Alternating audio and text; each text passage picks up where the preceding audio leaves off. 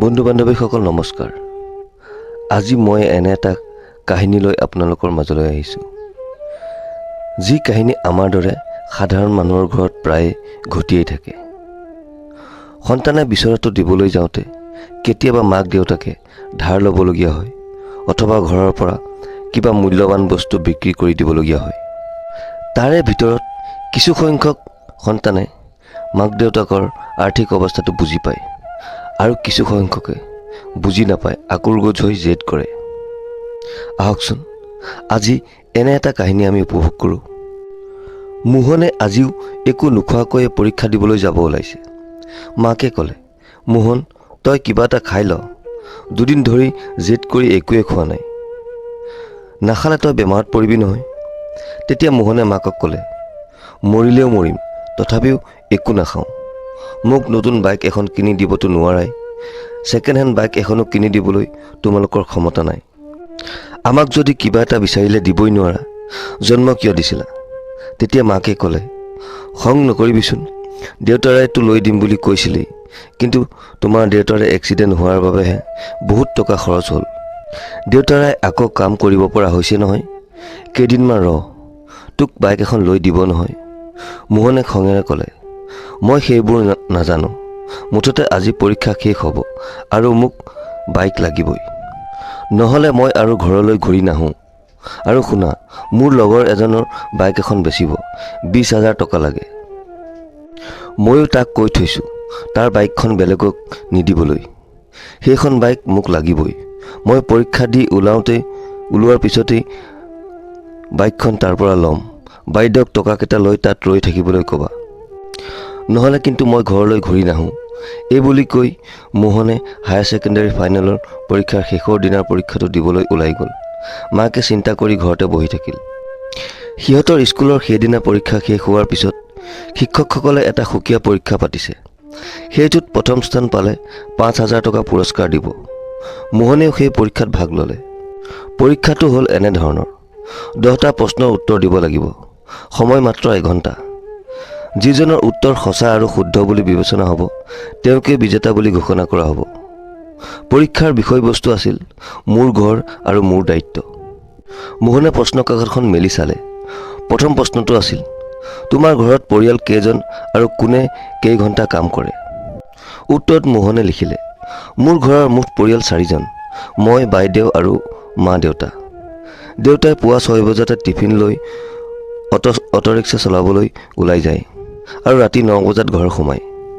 দেউতাই মুঠতে 15 ঘণ্টা কাম কৰে।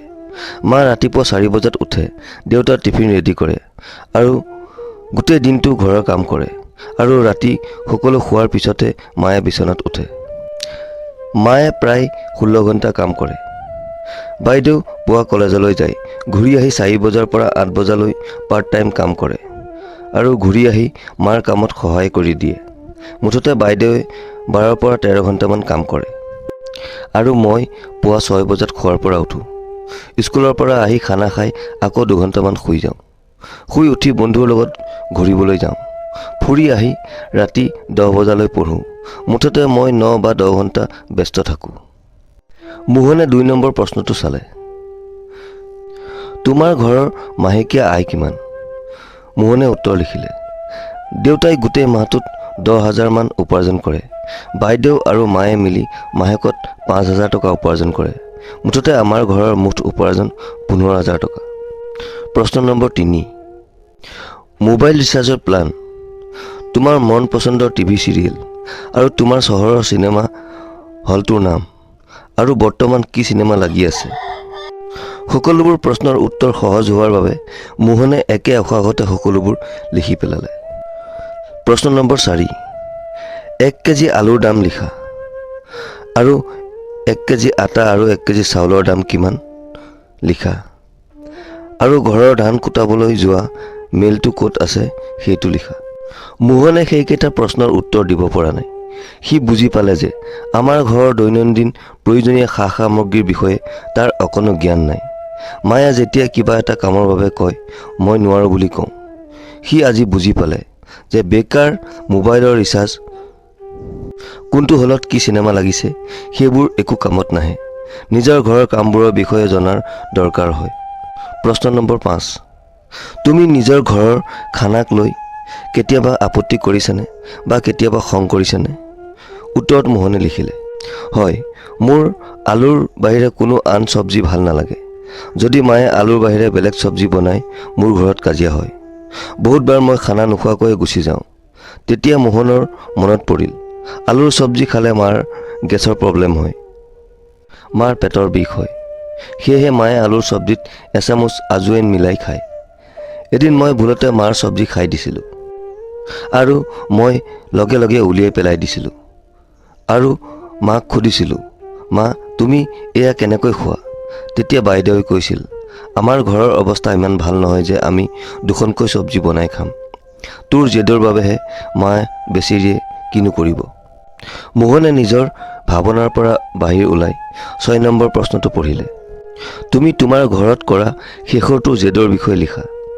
মোহনে লিখিবলৈ আৰম্ভ কৰিলে, মোৰ পৰীক্ষা শেষৰ দিনটোত মোক এখন বাইক লাগিব বুলি জিদ কৰিছিলোঁ। দেউতাই একো উত্তৰ দিয়া নাছিল, কিন্তু মায়ে বুজাইছিল, ঘৰত এখন বাইক কিনিবৰ বাবে টকা নাই। কিন্তু মই মনা নাছিলোঁ। মই 2 দিন ধৰি ঘৰত খানা খোৱা বন্ধ কৰি দিছিলোঁ। যেতিয়ালৈ মোক বাইক লৈ নিদিয়ে, মই ঘৰত খানা নাখাওঁ। আৰু আজিতো মই ঘৰত কৈ আহিছোঁ, যদি বাইক লৈ নিদিয়ে, মই ঘৰলৈ উভতিয়ে নাযাওঁ। মোহনে 7 নম্বৰ প্ৰশ্নৰ ওপৰত চকু ফুৰালে। তুমি তোমাৰ ঘৰৰ পৰা পোৱা পকেট মানি কেনেকৈ খৰচ কৰা? তোমাৰ ভাই অথবা ভনীয়ে কেনেকৈ খৰচ কৰে, লিখা। মোহনে উত্তৰ লিখা আৰম্ভ কৰিলে। মোহনে লিখিলে, প্ৰত্যেক মাহতে দেউতাই মোক 500 টকা দিয়ে। সেইটোৰে মই মোৰ মন পচন্দৰ পাৰফিউম লওঁ আৰু বন্ধুৰ লগত সৰু সুৰা পাৰ্টি কৰোঁ। মোৰ বাইদেউকো দেউতাই 500 টকা দিয়ে। বাইদেউ নিজে উপাৰ্জন কৰে আৰু টকাখিনি মাৰ হাতত দিয়ে। আৰু দেউতাই দিয়া পকেট মানি এটা মাটিৰ টেকেলিত থৈ জমা কৰে। তাইৰ কোনো ধৰণৰ চখ নাই আৰু তাই কঞ্জুচ হয়। 8 নম্বৰ প্ৰশ্ন, তুমি নিজৰ ঘৰৰ ঘৰুৱা সমস্যাবোৰ বুজি পোৱানে? প্ৰশ্নটো জটিল আছিল যদিও মোহনে উত্তৰ লিখিবলৈ চেষ্টা কৰিলে। পৰিয়ালত সকলোৱে মিলিজুলি থাকিব লাগে, ইজনে সিজনৰ সমস্যা বুজি পাব লাগে আৰু ইজনে সিজনক সহায় কৰিব লাগে। এনেকৈ এটা পৰিয়ালৰ সকলো সদস্য এইবোৰ মানি চলিব লাগে। এইখিনি লিখোঁতে মোহনৰ অন্তৰাত্মাৰ পৰা ভাবিলে, সি নিজে জানো এইখিনি মানি চলিছে? নিশ্চয় চলা নাই। প্ৰশ্ন নম্বৰ 9, তোমাৰ পৰীক্ষাৰ ৰিজাল্টত তোমাৰ মা দেউতা সুখীনে? তোমাৰ ৰিজাল্টৰ বাবে কেতিয়াবা তোমাক ঘৰত টান কথা শুনাইছেনে? এইটো প্ৰশ্নৰ উত্তৰ লিখোঁতে মোহনৰ চকুৰ পানী ওলাই গ'ল। সি তেতিয়া পৰিয়ালৰ প্ৰতি থকা তাৰ দায়িত্ব বুজি পাইছিল। সি লিখিবলৈ আৰম্ভ কৰিলে, আচলতে মই আজিলৈকে মা দেউতাৰ সন্তোষজনক ৰিজাল্ট দিবই পৰা নাই। কিন্তু সেইটোক লৈ তেওঁলোকে কেতিয়াও জিদ কৰা নাছিল। মই বহুতবাৰ ভাল কৰিম বুলি কথা দিছিলোঁ, কিন্তু বেয়া হ'লেও তেওঁলোকে সামান্য গালি পাৰিয়ে আকৌ আগৰ দৰে মৰম চেনেহ কৰিছিল। মোহনে 10 নম্বৰ প্ৰশ্নৰ ওপৰত চকু ফুৰালে। তোমাৰ পৰিয়ালক এইবাৰ ছুটীত তুমি কেনেদৰে সহায় কৰিবা, লিখা। উত্তৰ লিখাৰ আগতে মোহনৰ আঙুলিকেইটা ৰখি গ'ল আৰু তাৰ চকুৰে পানী ওলাবলৈ ধৰিলে। বেঞ্চৰ ওপৰতে মূৰটো পেলাই লৈ সি কান্দিবলৈ ধৰিলে। সি পুনৰ লিখিবলৈ চেষ্টা কৰিও সি একো এটা লিখিব নোৱাৰিলে। 10 নম্বৰ প্ৰশ্নৰ উত্তৰ নিলিখাকৈ সি বহীখন জমা কৰি দিলে আৰু সি বাহিৰলৈ আহি গ'ল। স্কুলৰ গেটৰ পৰা সি তাৰ বায়েকক দেখা পালে। সি বায়েকৰ ওচৰ পালে। তেতিয়া তাক বায়েকে ক'লে, এয়া ল 20,000 টকা। মায়ে কৈছে, বাইকখন লৈহে তই ঘৰলৈ যাবি।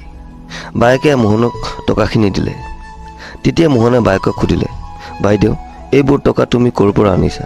বায়েকে ক'লে, মই য'ত কাম কৰোঁ তাৰ পৰা এমাহৰ দৰমহা এডভান্স লৈ আহিছোঁ। আৰু মায়েও ক'ৰবাৰ পৰা অলপ টকা ধাৰলৈ আনি দিছে। আৰু মোৰ যিমানখিনি পকেট মানি জমা হৈছিল সেই সকলোবোৰ লৈ আহিছোঁ। কিয়নো তইতো মাক কৈ আহিছিলি তই বাইকখন নহ'লে ঘৰলৈ উভতি নাযাওঁ। গতিকে মায়ে কৈছে, তোতকৈতো আৰু টকাকেইটা ডাঙৰ নহয়। তই আমাৰ ঘৰৰ একমাত্ৰ ল'ৰা। তই ঘৰত নাথাকিলে জানো আমি ঘৰখনত থাকিব পাৰিম? চা, দেউতাৰ ভৰিখন ভালদৰে ঠিক হোৱাই নাই, তথাপিও তেওঁ কামলৈ বুলি ওলাই যায়, কিয়নো তোক যাতে বাইকখন লৈ দিব পাৰে। কিন্তু তইতো ঘৰখনৰ সমস্যা একোৱে বুজিয়ে নাপাৱ। তেতিয়া মোহনে কান্দি উঠিল। আৰু বায়েকক ক'লে, বাইদেউ মোক বাইক নালাগে, মোক তহঁতকে লাগে। তহঁতক মই বুজি পোৱা নাছিলোঁ যে মা দেউতা আৰু তুমি মোৰ সামান্য জেদৰ বাবে কিমান কষ্ট কৰিবলগীয়া হৈছিল। মোক বাইক নালাগে। মই আজিৰ পৰা ঘৰখনৰ কথাহে চিন্তা কৰিম, ঘৰৰ উন্নতিৰ কথা ভাবিম।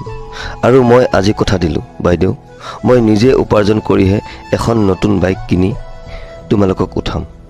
ব'লা বাইদেউ আমি ঘৰলৈ যাওঁ, মায়ে চাগে আমাৰ বাবে অপেক্ষা কৰি আছে। বন্ধু বান্ধৱীসকল, আজিৰ এই কাহিনীটো শুনি কেনে পালে কমেণ্ট কৰি নিশ্চয় জনাব। যদি ভাল পালে তেনেহ'লে ভিডিঅ'টো এটি লাইক কৰি দিবলৈ নাপাহৰিব। আৰু চেনেলটো যদি প্ৰথম ভিজিট কৰিছে তেনেহ'লে চেনেলটো ছাবস্ক্ৰাইব কৰি বেল আইকনটো প্ৰেছ কৰি থ'ব, নিতৌ এনেধৰণৰ কাহিনী পাই থাকিবলৈ। আজিলৈ আহোঁ, ধন্যবাদ, জয় অসম।